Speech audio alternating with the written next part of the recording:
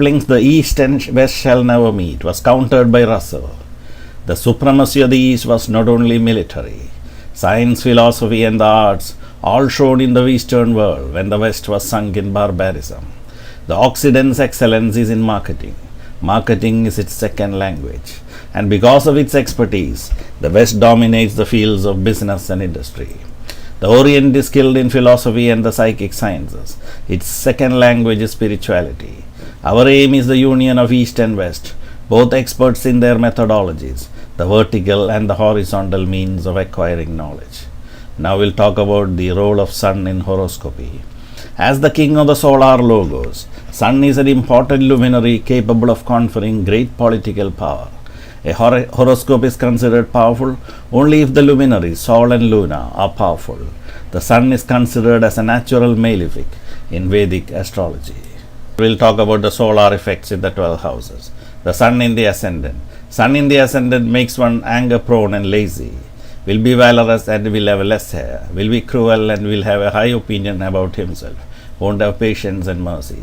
If Aries is rising, Sun in the ascendant will make the native highly educated, wealthy, versatile and famous. If Cancer is rising, he will suffer from eye troubles. If Libra, he will suffer from sorrow, poverty and loss of progeny.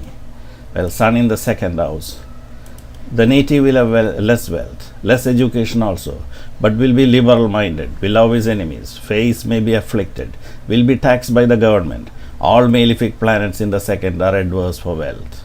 Sun in the third house will have high standard of comeliness, will have a sacrificial nature, will be the vanquisher of enemies in the battlefield, will be valorous and strong. This position of Sol is adverse for good relations with younger co-borns.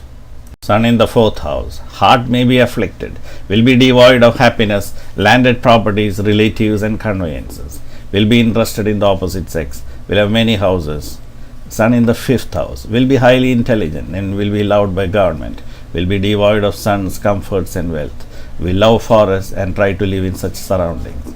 Sun in the sixth house.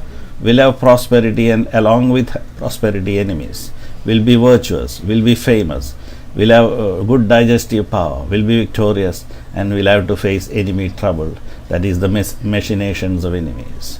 Sun in the seventh house. Will be tormented by the government, will have to face defeat, will be devoid of marital happiness, will have to face humiliation, may be insulted by women, body may be tormented by ill health, will be traveling a lot.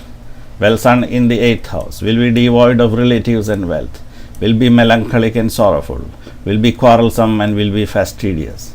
Sun in the ninth house. The native will have wealth, relatives and sons, will have reverence for the preceptors and devotion to spiritual people. Well, Sun in the 10th house. The native will be highly educated and will have paternal wealth, will be highly intelligent with a lot of conveyances, will be hedonistic and strong. This dominance of Sun on the meridian is capable of conferring regal status, knowledge and valor. Sun in the 11th house. Will be wealthy with high education, will have good longevity and a lot of good subordinates, will have high professional skill, will be strong and will be prosperous. Sun in the 12th house. Will have eye troubles and will be devoid of sons and wealth, will be inimical to father, will be weak and may fall from profession. This adverse position of Sun is not good from the perspective of profession, as a fall is indicated. Please subscribe to our videos at http://www.youtube.com/zodiacastro1.